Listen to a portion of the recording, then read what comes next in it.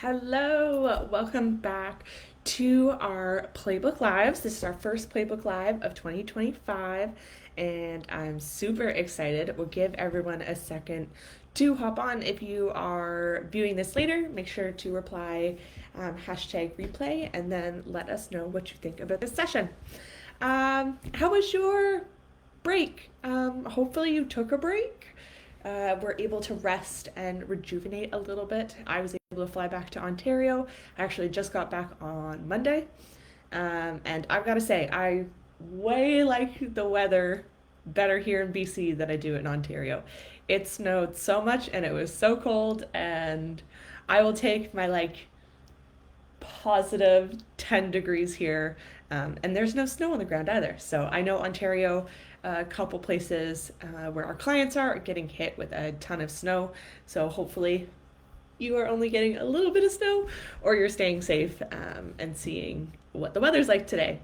Today's Playbook Live is going to be about new year and new ads. So we'll talk a little bit about advertising in the beginning, and then at the end, we'll talk just a little bit about other things to think about in terms of your marketing for 2025.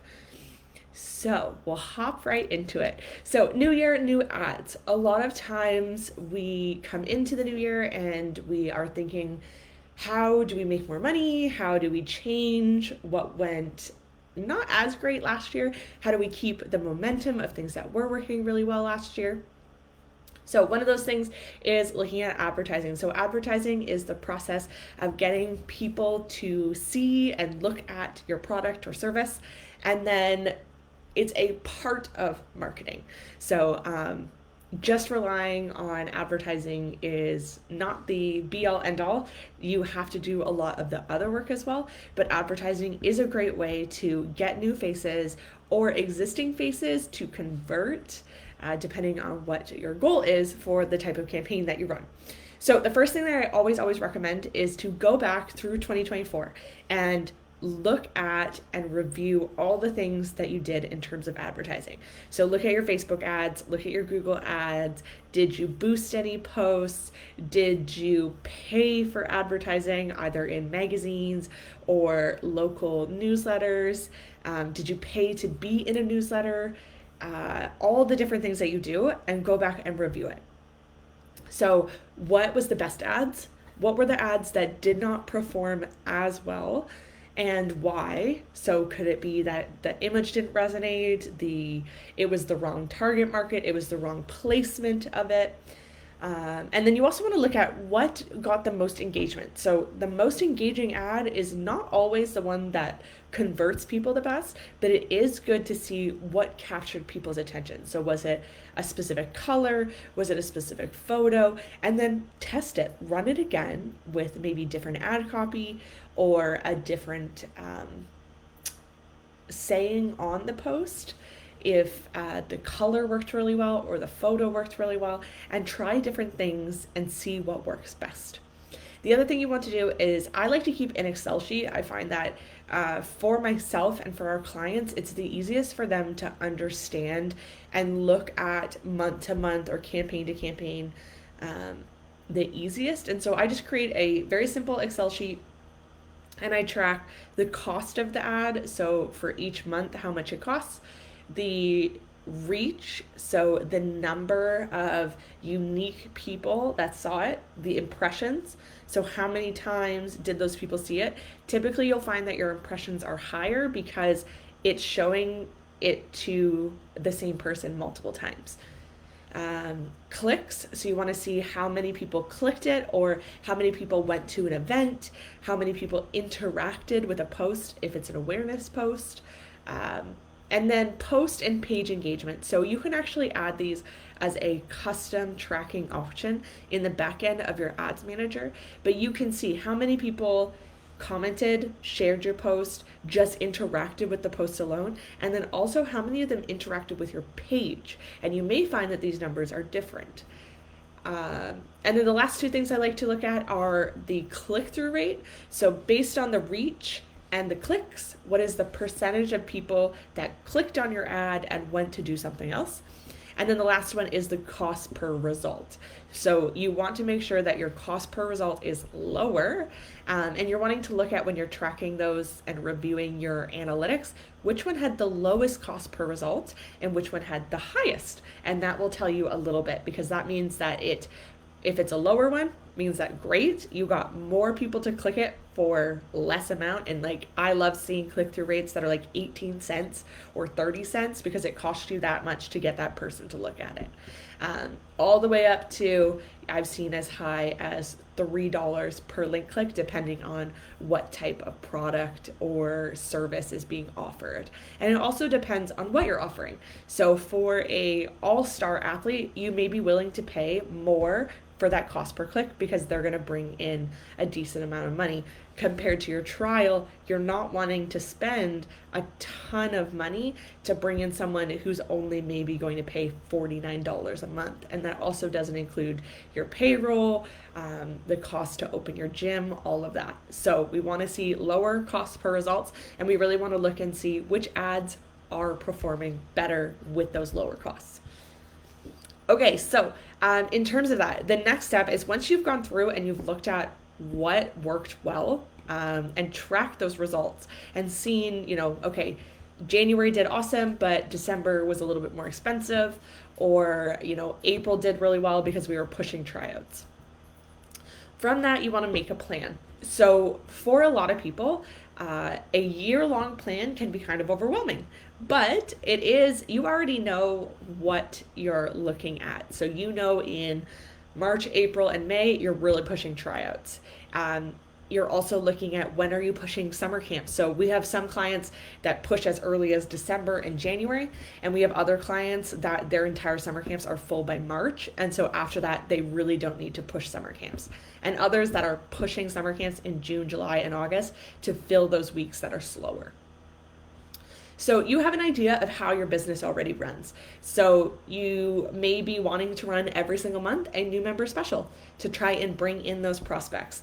In March, April, May, and June, you're pushing tryouts and new season teams. Near the September, you're pushing back to school. And when you get to November, December, you're pushing for January trials. So you already start to know it. So make a list, whether that's a paper copy or an Excel sheet, and just put January all the way through December, and then in a different column, write in what you may want to do. And then those aren't set in stone. You can always change those, but it gives you an idea of, okay, in February, I want to push birthday parties because I know that tends to be a little bit slower month for birthday parties, and I want to bring more people in. Awesome. So you already know that it's January 8th. You're going to need to start pushing those so that when February 1st comes around, you know how many more spots in February that you're needing to fill because you've already been pushing them for 3-4 weeks at that point. If a year is too overwhelming, try 6 months. And if 6 months is still too overwhelming, tailor it down to a rolling 3 months. So for right now, you should be looking at launching February, March, and April ads. And then once you're in February, now you're looking at March, April, May. And so just every time a month ends, you add a new month. So a year, 6 months, and a rolling 3 months, lots of different options for you to be able to look at planning your ads. And then it helps so that when it comes to February 1st, you're not sitting there going like, oh my gosh, I need to run a super expensive birthday party ad because I have no one. And you're already in that process of thinking ahead. And speaking of thinking ahead, we are wanting to make sure that we are thinking ahead in our marketing as a whole, and especially in our advertising, 6 to 8 weeks out. So we're already thinking for some of our clients that have all-star teams, we are already starting to think about their May ads and their April ads and what worked well last year and what kind of photos or competition photos that we need from them now, so that when it comes to that time, those ads are ready to go and get pushed and they can bring in as many people, especially if you are a area with a lot of high competition, or you are up against a really big brand name that you're competing against that brand name and not necessarily that specific gym. Okay, so those are all kind of the things to think about when it comes to your advertising. And the other thing you want to think about is how else are you promoting your programs or your products or your services um, in your marketing? So we're talking about flyers. So are you sending flyers home? Is it full page flyers, half page, quarter flyers that are just easy to hand out? How often are you sending them? Who are you sending them with, and what are you promoting? So, for example, if you have a play zone or a drop in play time, then you're not necessarily wanting to send home your tryout flyers for your junior or senior teams. You're wanting to really promote your preschool programs with them, or maybe your summer camps, depending on what time or what age group they are.